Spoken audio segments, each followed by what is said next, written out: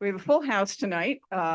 And looking around this room or walking around an office or riding the T over here, it's actually now hard to believe that once, not too long ago, in the last century, Boston was a relatively provincial and homogeneous place in many people's view. Yet, although we're only the 25th biggest city in the US today across many rankings by many factors, Boston consistently ranks in the top 10 or 12 cities globally, with especially, no surprise, high marks in innovation and skilled workforce. Today, this is different even in my lifetime, 29% of Bostonians are foreign born. And this is my favorite thing, more than 75 languages are spoken in Boston public schools. And so intuitively, I think many of us sense that this has been kind of good for us. For example, coinciding with a global shift to the knowledge economy and increased immigration, by 2020, wages in Boston were 75% higher on average than in the rest of the country. But being this global city brings a lot of challenges, like rising costs and inequality, and it's also super competitive. The global city game is very competitive. You have to continue to work to stay out in front. The world in Boston and Boston in the world. That's actually our slogan. And I can't think of a more world Boston topic than we have tonight. So tonight's Chat and Chowder, Boston and the Making of a Global City, features James O'Connell.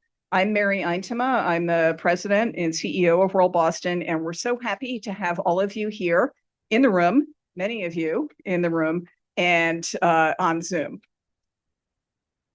As many of you know, the mission of World Boston is to foster international engagement and global cooperation. Thank you very much for being part of this essential mission. Thank you to Foley Lardner for providing this beautiful space. Thank you to Harrison Zyberg, my colleague, Director of Global Engagement Programs and Operations, along with all of our other great World Boston colleagues for planning this event. We also have a number of World Boston board members here. So all of the above, please raise your hands, and everybody else come and talk to us after the event. We also want to give a special thank you to the Lowell Institute, whose generous support allows us to bring you our Chat and Chowder and Great Decisions series free of charge, which is a really big deal. But as we know, free of charge does not mean free of cost. Please consider donating to World Boston. Kick in for tonight's event and become a community supporter. Get one of these very stylish pins, or consider donating at a higher level and becoming a World Boston sponsor. I want to give a shout out tonight to some recent donors who just kicked in. Jeff Cronin, Susan Rukovich, Jean Fulham, and Becca Gould. They are all helping to make our mission possible. You can donate anytime and often on our website and through this QR code. You can also say hi to after the talk, our World Boston colleague, Justin Dinya, and become a community supporter right away. We have the pins. I should also mention that you can donate to World Boston through donor advised funds. In other words, we will take your money in any way at any time. And no kidding, we really need it. We're facing cuts. We love this organization. We love this community. It's not just handed to us. Please chip in whatever you can. If you had a beer tonight and you can do $10 for the beer, it matters. We appreciate it. Okay, so we have a lot of terrific events coming up to keep you busy through the rest of the year. I'll just mention the next regular series event that we have is November 6th. We'll be back here with Cass Sunstein with his book, Climate Justice, What Rich Nations Owe the World and the Future. And then we have kind of a who's who coming for the rest of November and December, which I won't go through. Lastly, or firstly, on October 21st, and we still have spaces, we hold our 16th annual Consul's reception in the absolutely gorgeous Harbor View room of the Federal Reserve Bank of Boston. So please join us there. It's a wonderful gathering of the community, very related to tonight's topic. The president of Mass Bio will be making remarks, and what an emblematic industry the biotech industry is. So please support this very special nonprofit, nonpartisan, and non-advocacy organization, and we thank you. Now, housekeeping, when we go to Q&A, please raise your hand and a colleague will bring you a microphone. Remember that questions at World Boston end with a question mark. And if you're on Zoom, submit your questions via the Q&A box, and we'll do our best to include as many as possible, which makes me think I should apologize in advance. I'll be using my phone because that's the way I stay in touch with my colleagues and see what's going on Zoom. At the conclusion of Q&A, please come over and buy a copy of the book for $20, which is a steal. Also, if you've noticed, it's dark outside, the holidays are coming, and stock up now. Okay, so now at last, it's my honor to introduce our speaker for tonight. James O'Connell teaches in the City Planning and Urban Affairs program at Boston University.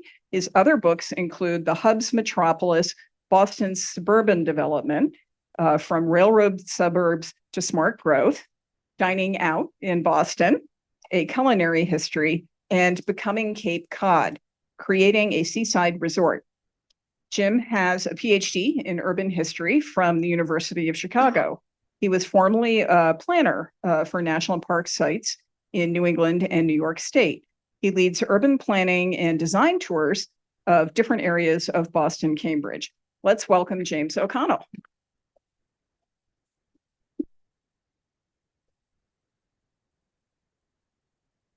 Thank you very much, Mary, for hosting me. I'm happy to be here, and I'm looking forward to a good discussion as we go on. I've got about half an hour or so.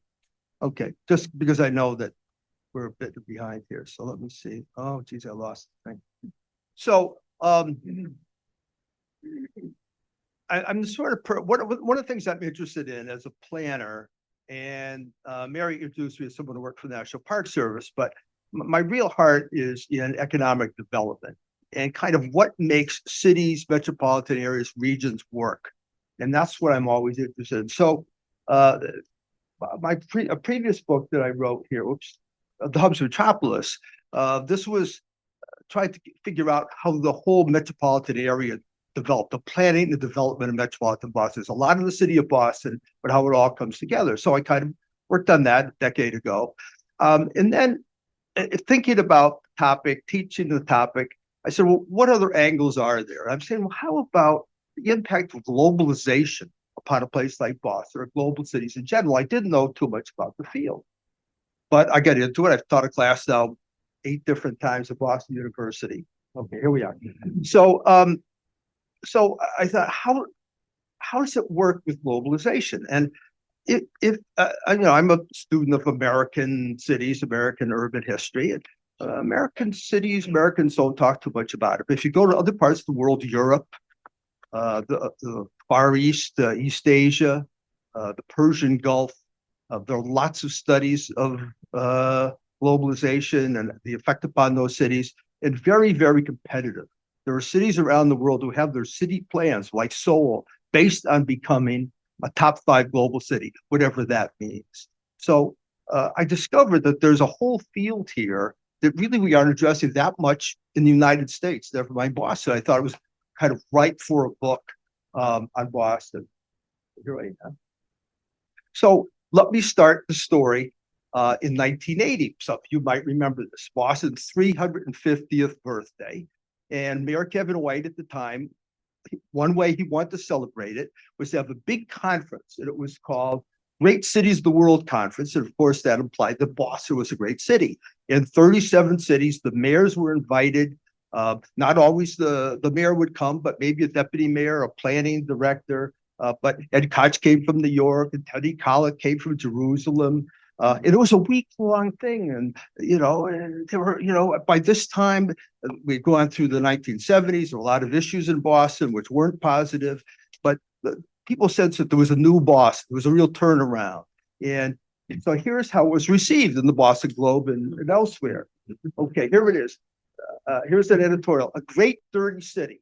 Despite all the fancy hotels, the glass high rises, the developments on the drawing board, Boston is a city run down at the heels. And so long as this is true, maybe Kevin White better scratch all-inclusive references to some kind of worldwide urban renaissance. So that's the Globe. And then columnist Kevin White has shown that he can do two things well: win re-election and make Boston look better to visiting delegations than it really is. So that's Boston. That's Boston cynicism, right? So, but that's Kevin White. If you remember, one of his nicknames was Kevin from Heaven or Kevin Deluxe. But he was a great cheerleader for Boston. And to my mind, there's nothing wrong with that.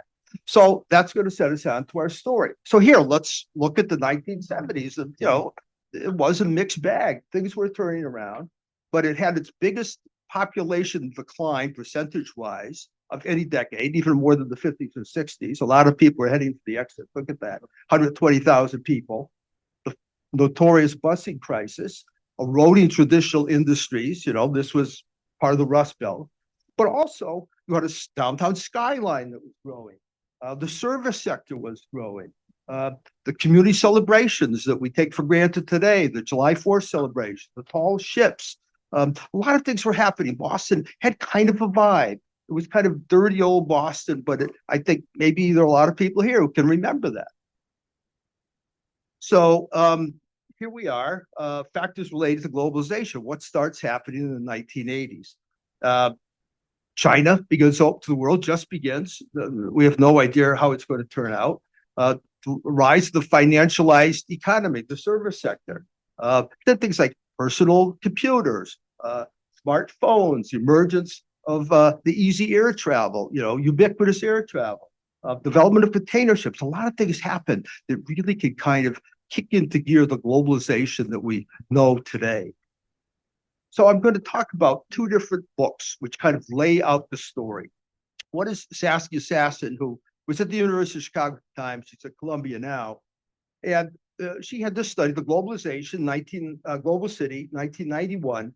And she was pointing out how the economy was really changing globally. The lead industries were not big industry, like General Motors or U.S. Steel. It was now the financial services, the international accounting firms, it was management consultants, et cetera. So the economy was changing, what was leading the economy. And these cities were becoming certain cities were becoming command points for running this globalized economy. Boston became one of them. It's a sites of production of innovation. And a place like Boston, because it was old, and you'll see what the point I think will be demonstrated, that it had a fund of knowledge and experience it could draw upon. So Boston wasn't just a dumpy old place. It had some things going for it. There's another professor here. This is Manuel Castells, who was teaching at Berkeley. And here's called this book, Rise of the Network Society, it's called the Das Kapital for the Instant Age. And he kind of lays it out here. And this is what struck me, and this is how he structured my book. Our society is constructed around flows of capital, flows of information, flows of technology, flows of organizational interaction, of images, sounds, and symbols. And they're structured by the circuits of internet, telecom, high-speed transportation, et cetera. And the hubs, certain cities, are going to be more hubs on this than other places. So here it is. These are all topics, and this is pretty much how my book is structured. I have more chapters than this. But it kind of, I go to show the flows, because, you can say, what's a global city? I know we're discussing it. We'll discuss it here. It isn't just that the place is famous. Oh, it's famous, or we think we're cool, or we had a big history once. But there are measurable metrics that you could go through, and you can kind of say, oh, this is where Boston is in a prominent place. So here it is. This is kind of the shift manufacturing to professional services. I just want to point out this one factoid, if you will. In 1980 census, San Francisco, Seattle, and Jose per capita were not in the top 10. This is per capita income. In Boston and New York, we're not in the top 20 in this country. Where were they? 5 of the 10 wealthiest metro areas, as late as 1980, were in Michigan. because of the auto industry. So you say, wow, that's a head scratcher, huh? So by 2016, 9 of 10 of the wealthiest cities are on the coasts, and Boston's per capita income jumps from in 1980 31st to number 4 in 2021, and this is in the country. So, oh, okay, something has really changed. How does that happen? Okay, here we are. This is the richest cities in the world by GDP. This is total GDP. In Boston in 2023, the numbers are always changing a bit. Is number 15 in the world. It says 513 billion here. I've got 650, I think, for last year. The numbers are always changing, but it's up there. So Boston's always at about the top 15. You can see it's up there with, big competitors, Shanghai, Osaka, Seoul, etc. So there are different ways of looking at it. There are lots of different studies, and a lot of them are serious. Some of them aren't that serious.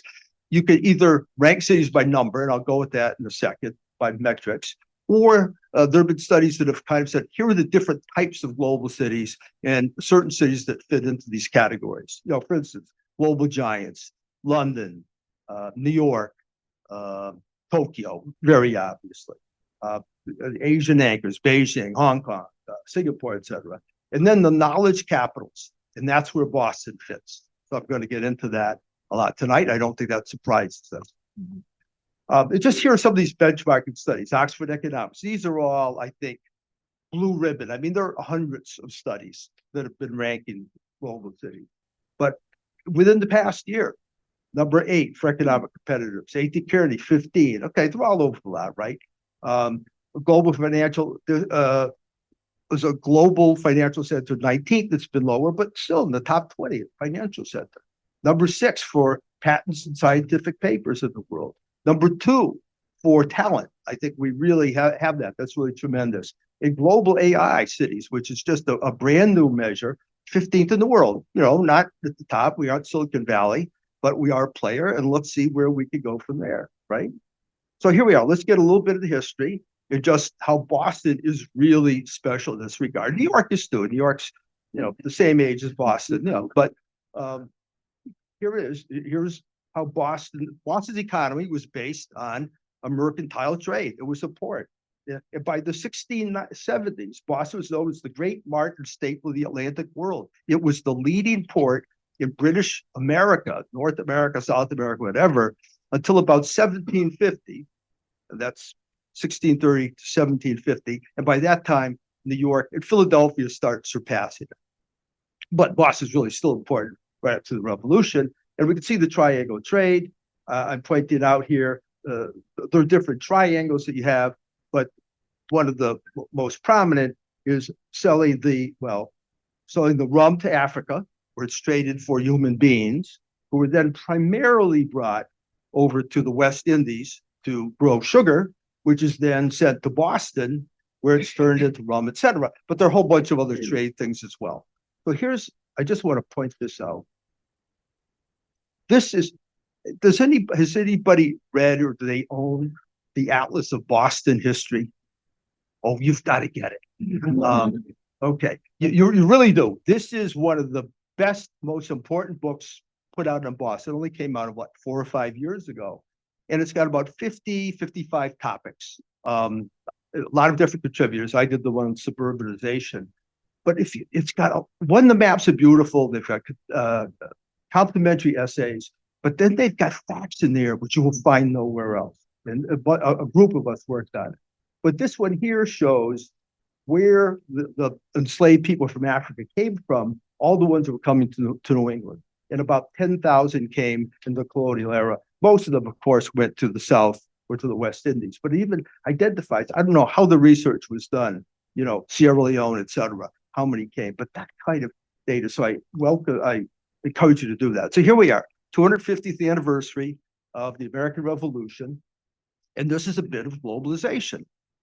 As I said, Boston in 1710 had 1,000 ships that were registered here. Now, a lot of them might just be doing coastal trade, going up to Portland, Maine, whatever, but 1,000 ships carrying primarily cargo of various sorts. So by 1773, this is what really makes the city tick, right? So here's the Boston Tea Party. What was it all about? One, the British Parliament had a tax on tea, and they had other taxes on sugar and glass and all that. And they kind of dropped that, but they had to have one, and they kept it on tea. And the reason why they really were pushing it was you had the other side of the British Empire over in India. They had the British East India Company, and they were going bankrupt at the time. So they had all this tea. So up until then, people like John Hancock and other merchants, they were just going to get whatever tea they could, in the British Empire. But in 1773, the British Parliament said you have to buy all your tea through the British East India Company and pay this tax. So the people of Boston, they were getting kind of heated before 1773. So this whole issue of the British Empire and what was going on in India, that really is a trigger for the American Revolution. I could go through the whole thing. I'm not going to give my lecture on the American Revolution, but you get that. So here, after the American Revolution, they're kind of unleashed from Britain. Britain first doesn't want them trading with the British West Indies, but all of it because before you had to do everything through London. You could only trade supposedly with British controlled properties. So here's the first crew to go around the world. This is an American, 1787, the Columbia, and they start the China trade. They go to the Pacific. This is these Yankee traders. They figure out that people in China want animal skins for hats, just as they did in Britain. So they go to the Pacific Northwest because they've already got all the animal skins out of New England, and they go trade them these otter skins to China and start the China trade, which until almost the Civil War is a major source of wealth in this city, and becomes kind of the seedbed for one investing in factories, the Industrial Revolution, which starts here with a lot of capital from China, and then becomes like capital that goes into starting Mass General Hospital and developing Harvard into more of a robust university, etc.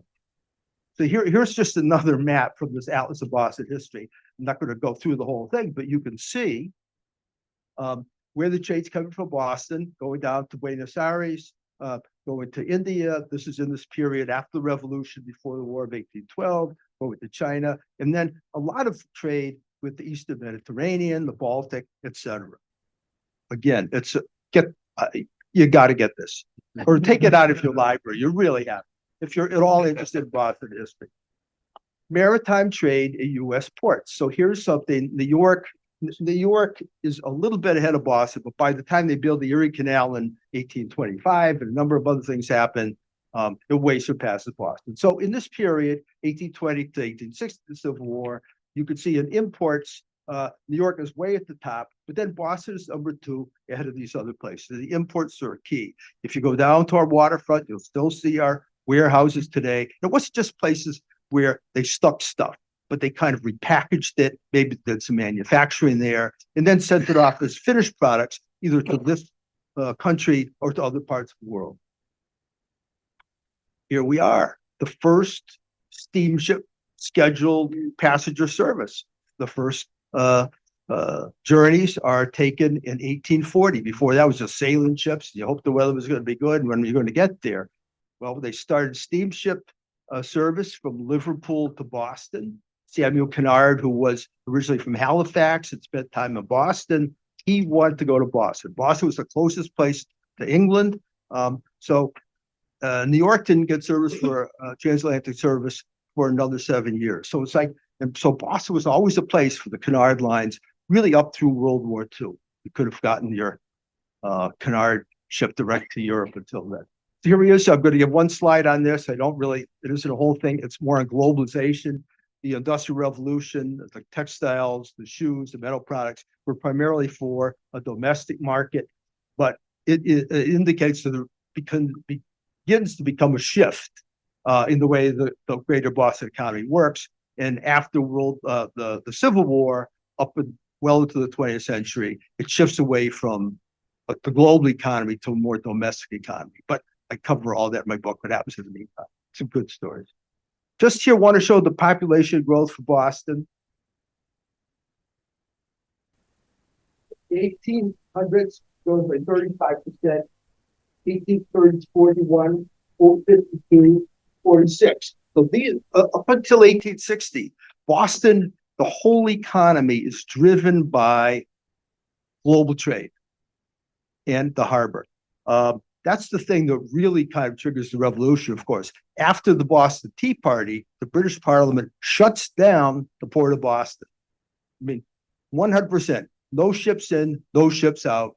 We're going to put a dagger through your heart. And we know what happened after that. Within a year, they were fighting out Lexington and Concord, et cetera. So here we're going to skip ahead to the 1980s. I don't know if you've read Ed Glazer's book, The Economist from Harvard. He wrote this book about a little over a decade ago. It seems like it just came out. The Triumph of the City, because we had heard all this. If you were growing up in the late 20th century, oh, the city's terrible. We're going to the suburbs. We're going to the Sun Belt. Got to get out of Boston. It's terrible. But by the 21st century, the knowledge economy was really developing, and people had to get together. This is before we had the internet just developing, but we didn't have the Zoom and all that stuff.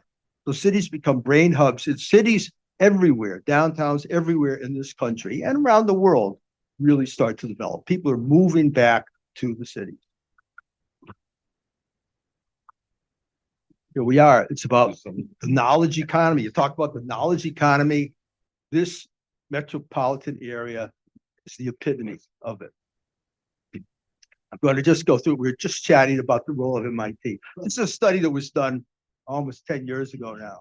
But and you can only look at the numbers. Between 1980 and 2015, MIT grads and faculty generated 3,673 patents, which led to $2 trillion in annual sales. Think about that. Generating 30,000 companies employing 4.6 million people. This doesn't include what's happened in the last decade, which has been even more so. And MIT had produced a GDP that would have made it the 10th largest country in the world. So think about it. And then, we have MIT these days, fencing with the federal government. Here we are, we're contributing to the national economy and national tax base. We've got to recover these people, right? Okay, here's biotech. I have two whole chapters very much talking about biotech. I'm not a scientist. I'm just a generalist like most of you, and it took a lot of putting it together. But a key thing is in the late 70s, Harvard and MIT, they want to start doing this DNA, genetic engineering and research. And the city of Cambridge was very nervous about it. So they put together the first guidelines, regulations of any city in the country and the world. They kind of say, yes, here's a safe way to do it. And you know how long it took them to do it? Just amazing. They created a panel, a committee of experts. They were listening to experts. And within 3 months, they came up with the guidelines. Okay, they had the guidelines. They had all this urban little cleared land over Kendall Square, right next to MIT. And people said, oh, if you want to do biotech research, this is the place to do it. So and that Genzyme starts at 81 there, and Novartis moves from Switzerland here. And today, all the big international pharmaceutical firms have major research presence here. You name it, Pfizer, Bristol Myers Squibb, Takeda, etc. Okay, so this is one of my chapters. I'm thinking about supply chains. This is back in the COVID, saying, well, how do you explain supply chain? So I said, well, let's take a look at the vaccines and see how Boston fits in. So you've got Moderna. Moderna, they do the research on their vaccine in Cambridge. They base the manufacturing in Norwood.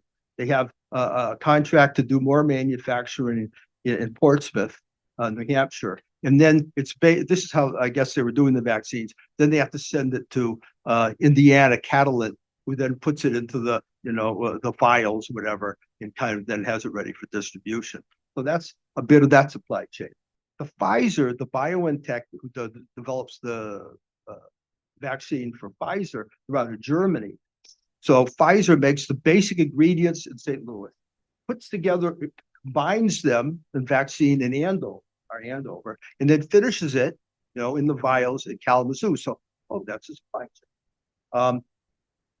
There are a lot more elaborate supply chains than this, globally and internationally. Read my book. And then Johnson & Johnson, which, does not come out as well. But their vaccine gets developed here at Beth Israel Deaconess. The vaccine is manufactured in Baltimore, the Netherlands, and the finishing again is in Indiana. So it kind of gives you a sense. Cool. Okay, so here's just recent innovation cluster rankings. JLL, the international real estate firm, just did a ranking on life sciences. Boston, this is for the country, not for the world. Boston, number 1, talent number 2. For the AI cluster, working with life sciences, number 2. MedTech cluster 3, biomanufacturing, and startup ecosystems. Like, ooh. So here's the UN. They have a global innovation index. This is for global cities in general. Number 1, San Jose, San Francisco. Cambridge, UK, real dynamo. Cambridge, our Cambridge, Boston. The city of China, which I'm really unfamiliar with. It's a city partway between Hong Kong and Shanghai, and Oxford, UK. So these are considered to be, it's always changing. The metrics are always changing, but it kind of gives you a sense of where Boston stands. There was a piece in the Globe on Sunday. It was talking about vulnerability of Boston's biotech. But this is the conference that they had last year in Toronto. Can Toronto be the next Boston? So, okay, let's think about that. I'm trying to just get across to people. I think I'm probably preaching to the converted here, but we've got to understand who we are and what the rest of the world know and the country know as well. So here we are: impacts of federal science research cuts. I'm not going to get into the whole thing, but basically, all federal science research of any sort, maybe except the Defense Department, is supposed to be cut by 40%. Really? What do you think China's doing? Mass bio, where we're going to have the speaker coming soon. For every million of NIH funding, it creates 2.5 million of economic activity and 8 jobs. That's within the Boston metro area. There's a study that found that a 40% cut could lead, in all these scientific research groups, could lead to a GDP of 5.7% in the long term. Really? So I'm going to move on from that. Other sectors, 5 minutes. Oh my God, I can't finish in 5 seconds. Okay, I'll go through this because I want to talk about more things. Finance. Finance. Boston is 19. It's very big in venture capital. Mutual funds were developed here. Venture capital was invented here. Boston's talented workforce. It's 1 or 2, depending on what it is. 50% of people over 25 have at least a BA, make it number 4 in the country. 43% of adult immigrants coming here have a BA. Everybody thinks that, they're, people just stuck in the country and, don't have any background. And a quarter of all biotech founders are foreign born. Massachusetts higher education, before this year, the state had about 80,000 international students. And I want to point this out, U.S. exports, right? Higher education, this is attracting students from other countries, has a value of $56 billion, what we're selling to the rest of the world.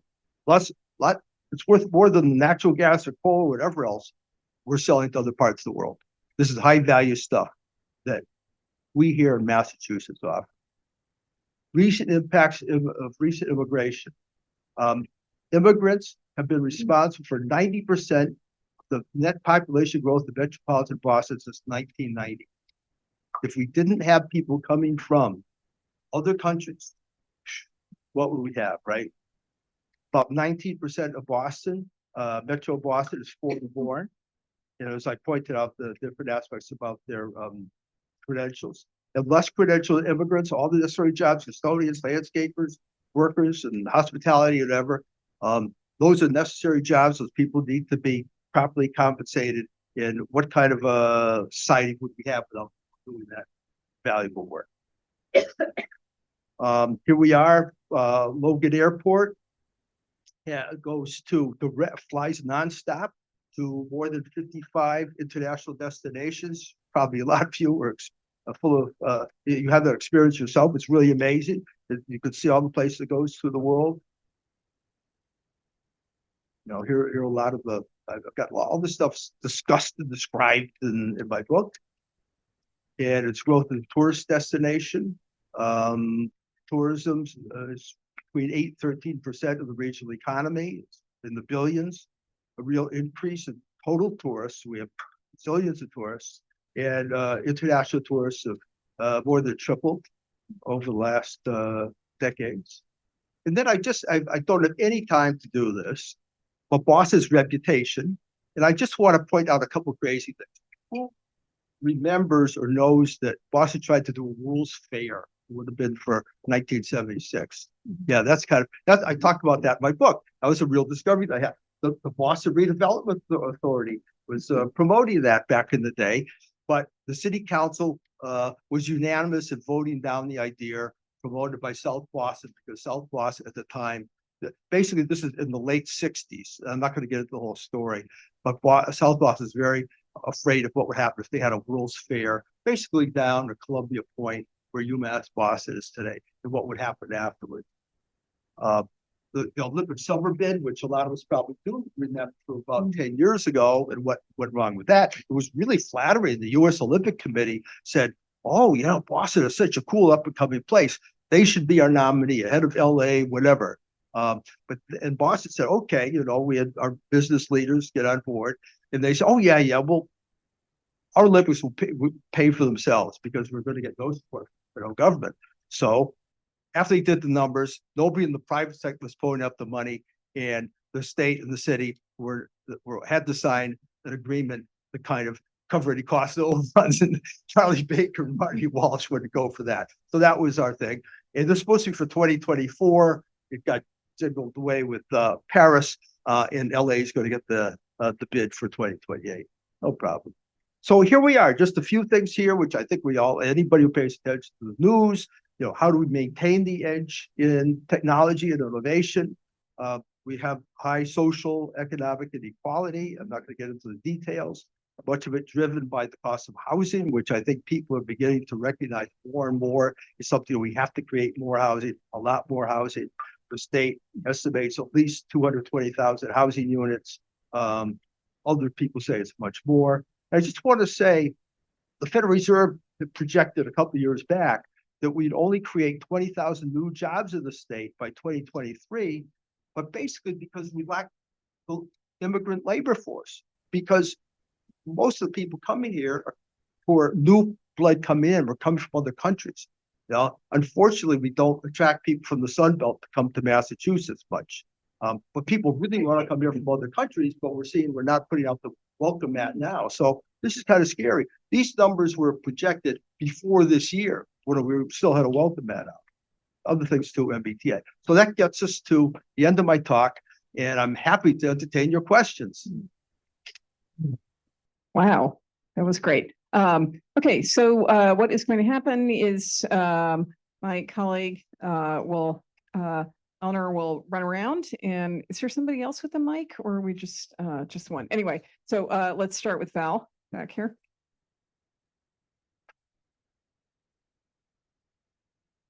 Thank you. Thank you so much for that terrific talk. I'm really looking forward to reading the book. When I next teach a globalization, I will make sure to mention Boston's role in global trade, even before what we call globalization 1, which was the latter part of the 1800s. So that leads to my first question. Was it mostly imports, or were there exports out of Boston as well?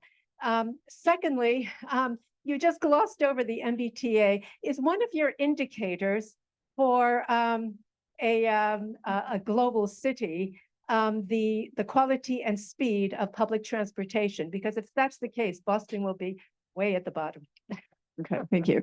Well, I did point out there are a number of benchmarking studies, rankings. They have metrics like that, and Boston gets poor grades for it.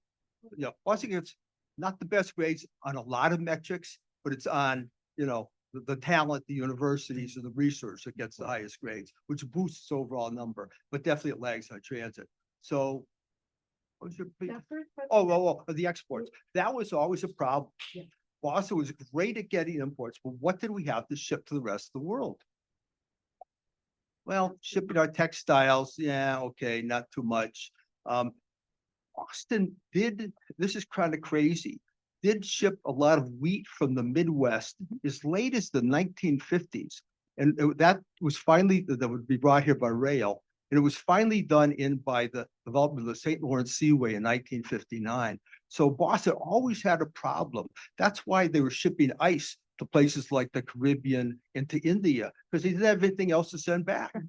I talk about the ice trade and all that, because they didn't have much, but the only thing they could do, they would kind of, and shipping like leather hides, which they would ship to for other places. They cure and make it to leather, and then they ship it as leather. So they weren't too good at exports.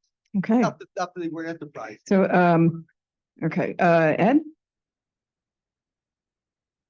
And I should say, if you want to identify yourself when you ask your question, do. If you don't want to, that's fine too. My name is Ed. In case you didn't hear, thank you very much for your talk, Professor. I got a question back about immigrants and immigration and stuff.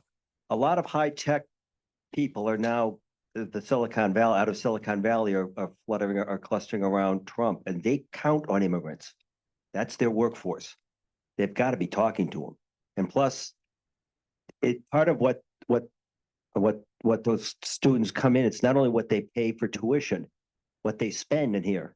I know a lot of guys on Newbury Street and some of those club owners, when those kids aren't coming in, they're going to be on suicide watch. Okay, thank you. Any comment? Yeah, I totally agree with you. I mean, I guess I don't know if I Yes. too much to add, really. All right. So I particularly want to encourage any students or first timers at World Boston to ask, but I did see something over here. Yeah, so that gentleman in the back there or on the side. I'm Bill Kuttner. I'm not a student, but I am a first timer. Okay, Boston versus Toronto. Now, and there's cities, and then in the world economy, there are metropolitan areas. And I believe I'm going to ask you, well, it's supposed to be a question, is geographical size of the area important? I mean, if you're small, you can specialize. If you're geographically large, you can excel in multiple industries. So in a sense, Toronto need land, you know. Anyway, question, talk a little bit about geographical size of metropolitan areas. Well, I think it's population size, not so much geographical size is the key. Like New York and LA are global dynamos. And New York used to lag in biotech, in IT, but now is up there with their, you know, they're a great competitor in everything in New York. Toronto is interesting. I showed you what they were doing last year, but even 10 years ago, they did a study. It's very strategic, you know, in these smaller countries, they have to think globally. If you're in Europe and the EU or Canada, whatever, you can't just say, hey, we've got a big domestic market. You have to think that. So Toronto in 2015 did the ranking. They ranked the cities of the world and ranked themselves behind Boston. They were talking 10 years ago about Boston. I don't know, maybe they're in the same sports divisions as we are. You know, they got the Blue Jays and the Raptors and the Maple Leafs. They're looking over their shoulder at Boston all the time. But they've got this thing about Boston. And obviously, Toronto is the most dynamic city in Canada and has been very open to immigrants. So I think they're tightening that up as well. Great. Okay. And at this table right here, please. I'm Julie Glowacki, a first timer. I'm a biomedical researcher in Boston and a very quantitative person. And my question really is similar to yours about the metrics that you were talking about in the beginning of your talk, whether and this just shows my naivety in this discipline, whether they talk about Boston as the city of Boston or metropolitan Boston. And I think that might have changed over the years, but can you comment on how those metrics are actually made? Yeah, it's always done by the metropolitan area, which is absolutely essential for Boston. You know, Mary was saying how Boston's the 25th largest city, the interior city. Well, Boston, of the 25 largest cities in the country, has by far the smallest area. You know, Boston, if you don't realize it, in the 1860s and the 70s was, you know, ready to annex Brookline. Brookline voted 4 times against it, and that was that. But Cambridge, Newton, they thought that they were going to join. But then when Brookline said no, well, these other cities said no too. So Boston has the smallest central city of any of the largest metropolitan areas of the country. But if you look at it regionally, that's how you have to look at it. And that's where Boston's competitive. All these numbers are based on metropolitan areas around the world. That's what all these studies look at it that way. Okay, anybody over on this side? Yeah, in the back here, Heather, I think.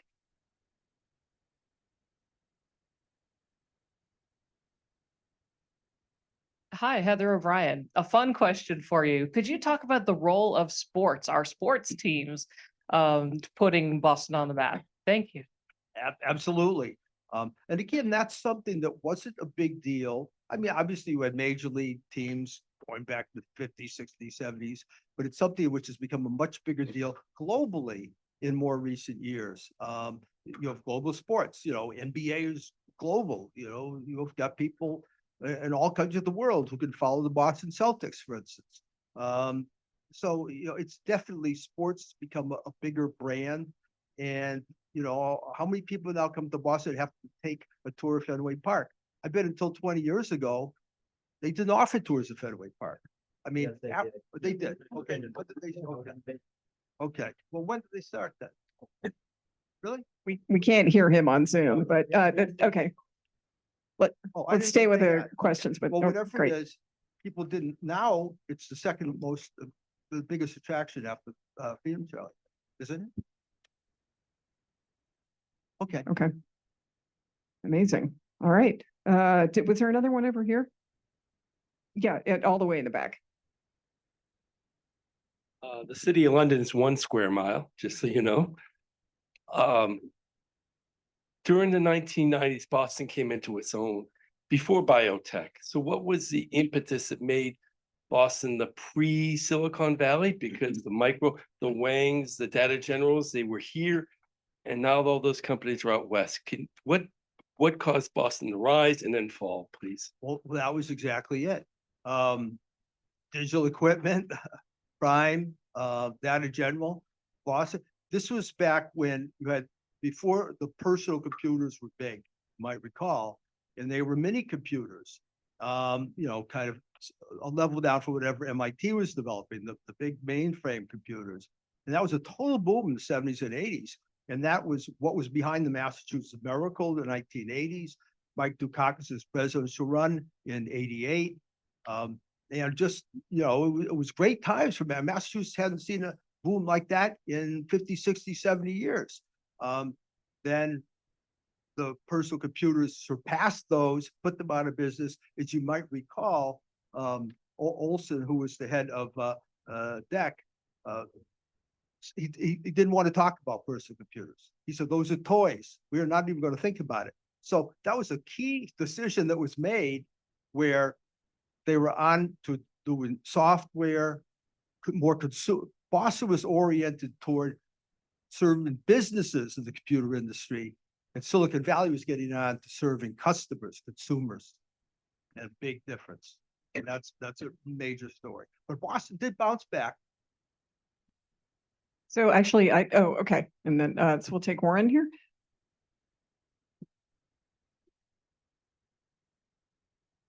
Hi, I'm Warren Thaler. I'm not a first-time attendee, but I recently made a donation to this group, and I think everyone should consider that because it's an incredible group. An incredible Thank you.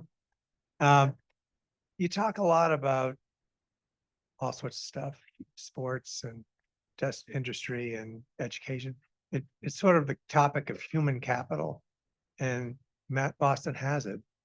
One of the things I worry about under the topic of AI, when information is getting shared more broadly, how do you sense Boston can defend itself, given that everyone else is piggybacking on our knowledge? Absolutely. It's a tremendous question mark. It's a tremendous concern. And it could very much change the whole competitive nature of global cities over the next decade. We're only at the very beginning of it. Fortunately, it's kind of interesting. I have noticed in biotech, and people are saying, well, what's the future of biotech? How do we go forward and maintain an edge? and it's combining the AI with the biotech, seeing if we can kind of outplay other places with that. But it's very much a competition, and we are vulnerable for sure. Okay, and Raul, and then we may wind up. We'll see how we do. Raul Alcala, I'd like to turn to a different set of dimensions. One is the nature of the population itself, and the second is the things that Boston does. So the question about the first is, does it matter whether the population is more of an amalgam, a melting pot, or a mosaic? Because Boston to me seems like more of a mosaic than a melting pot. And the second is, in your talk, where are the arts? Where are the arts? We talk about numbers and things, but where are the arts? Absolutely, the arts are critically important. Definitely, I think people would say it's a tossed salad, if you will. The idea of the melting pot has gone away. It's a real mix of all types of people, and diversity is really critical for this area. But if you look at all these competitive cities, at least the United States, they all have a lot of people from other countries living and working in them. You can see the most competitive, the wealthiest cities have the largest in many respects, foreign-born population. So I'm actually going to, I think, take the last question. Matt, in your book, you talk a little bit about the brand of Boston, and people, from other states, they love to torture me talking about the padded and stuff like that. How useful is the branding of Boston in our competitiveness? I think Whether yes, intentional or I just think kind of yes, it is. popular. Again, maybe it's Julio here says she's a scientist, and this one a bit of a social scientist in terms of metrics, and I kind of like the metrics. But there are studies that do try to quantify reputation, and Boston it's not in the top tier, but it definitely has, maybe it's between 15, 30, 20, and 30 globally as a brand. I mean, it doesn't have the same brand as Rome has, or even Venice, but Venice doesn't have the same economy that we have. So Boston still, I think Boston for tourism ranks in the top 10 in this country, including after Las Vegas or Orlando and New York and those places. So it's a place that people do come to and really are attracted to because of the brand. And that's a real plus. And all these airlines, I mean, we're all flying out to Turkey or to Dubai or to Colombia, but people are flying back here from those places in return. Well, here at the hub of the universe, I think we're going to have to wrap up our questions here, but please join me in thanking Jim O'Connell.